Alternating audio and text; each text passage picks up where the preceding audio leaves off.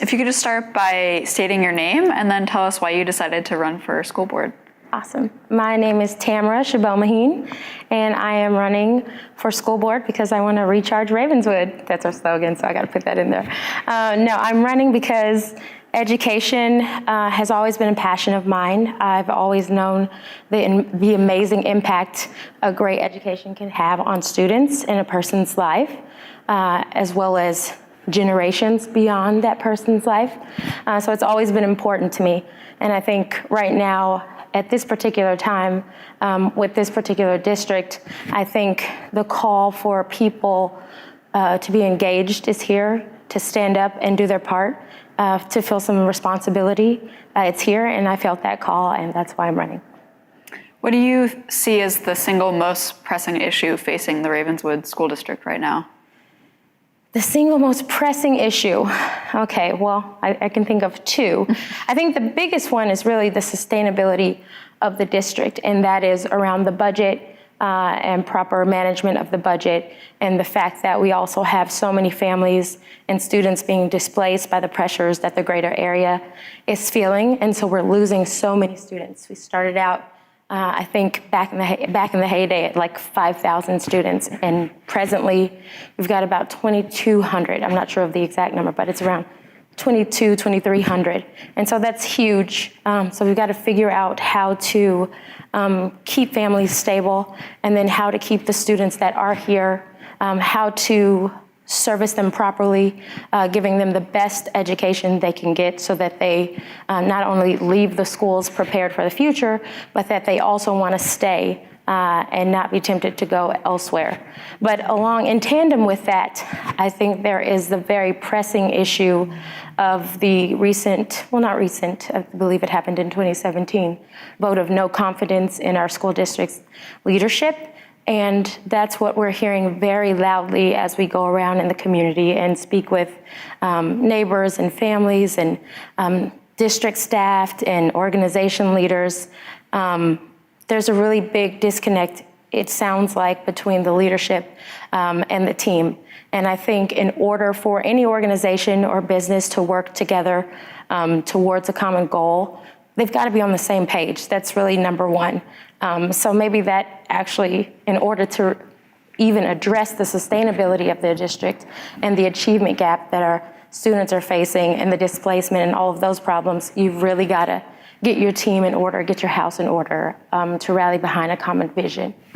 So if elected, what steps would you take as a board member to sort of bridge that disconnect and maybe rebuild trust with teachers and sort of fix that initial problem? Yes.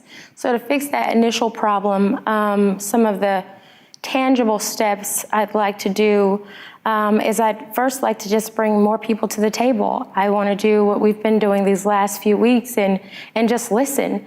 Number one, to what the problems are, but then to listen to ideas for solutions. I want people and staff to feel respected, valued. I want them to know that we're in it together. So that would be my first thing. I want to bring teachers together. I want to bring them together with the superintendent, with the school district, to say what's been happening in the past that we need to change right now in order to move forward together in the future. So I want to first have that conversation. And then after that, I want to build a vision we all rally behind. Then I'd like to focus on the structures that will support that vision, to bring them into place that will eventually lead to success for all of our students. And is that vision something different from the district's vision right now, do you think? I think that the vision is probably similar. I think the only difference is that today we're dealing with a different district, so there are some innovative needs that need to be met, or some innovative solutions that need to be created to fit the needs of today. So I think we've got to figure out how do we service our students with less money. Granted, we have a less number of students, but then because of those fixed costs and overhead costs, some of that, budget doesn't go down, but you're losing money at the same time. So we've got to figure out, how do we do that? How can we build a sustainable district, through partnerships with foundations, through philanthropists, through some kind of revenue generating arm that maybe the district could start?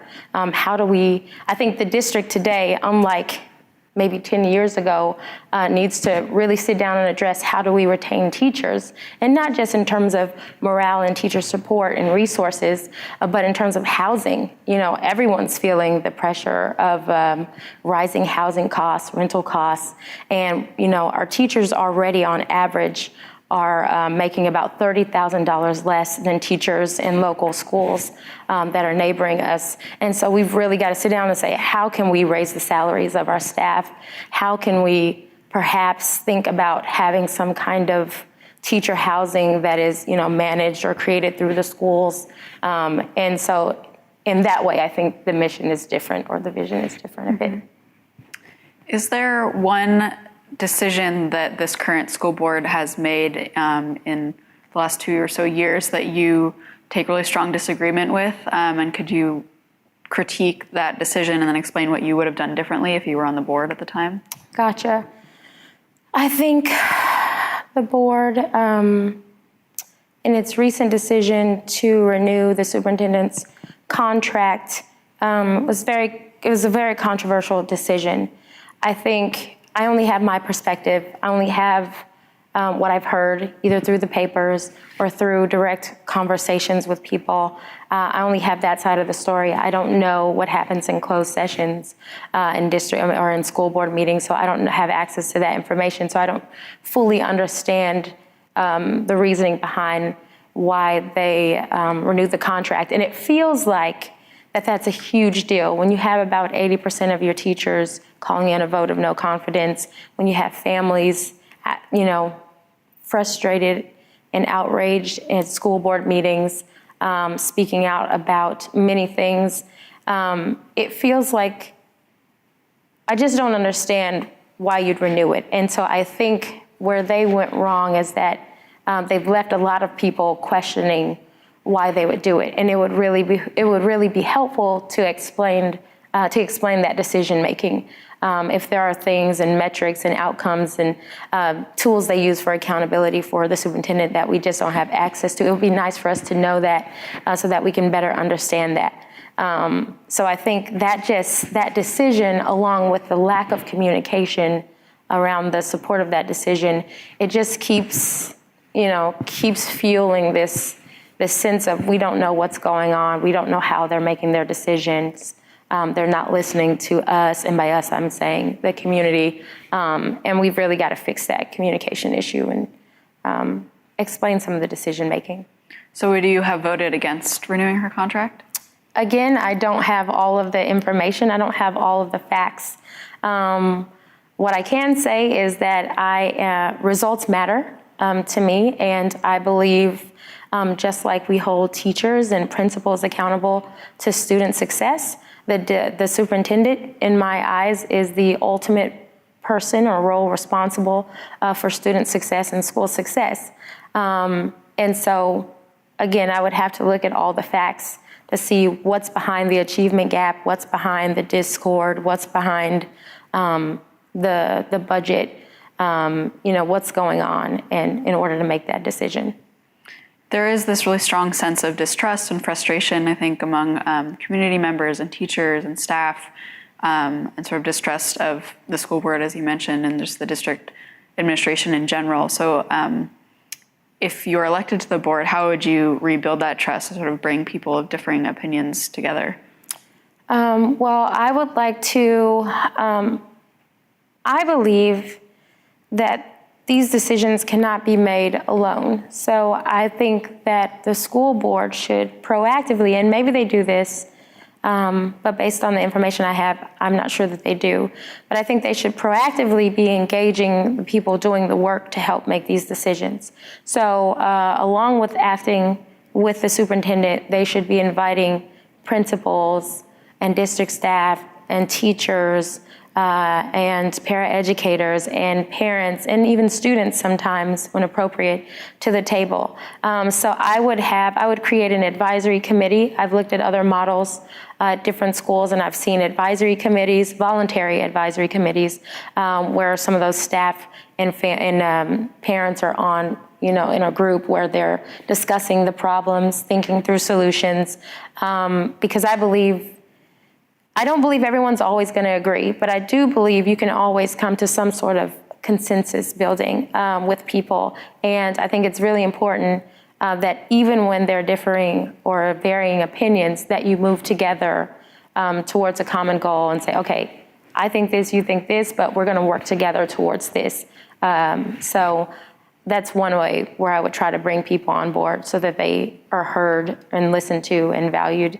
That would be one way. You want more? Oh, that's good. A tall order. Yeah, no, it is. I think just overall, like, transparency is huge. Transparency, being clear and honest about what's going on behind the scenes, in front of the scenes, all over. It's super important. And then I think along with that transparency, just clear communication.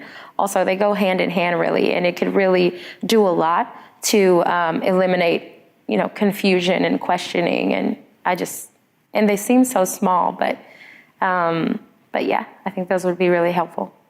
Is there anything else about you or your campaign that you would want voters to know? I think, what would I want people to know? I think I just want people to know that I am doing this for the students. I think some people have careers, they make careers out of, these kind of positions in politics. This is something I've never dreamt of, to go for an elected position. I've always, in all the work I've ever done, it's always been in education and youth development that's been close to my heart, I think my entire life. And so I'm really in this because I think, again, at this particular time, the skills I have, and the things I'm interested in and the resources and the network and relationships, I think they could really be useful to the school board.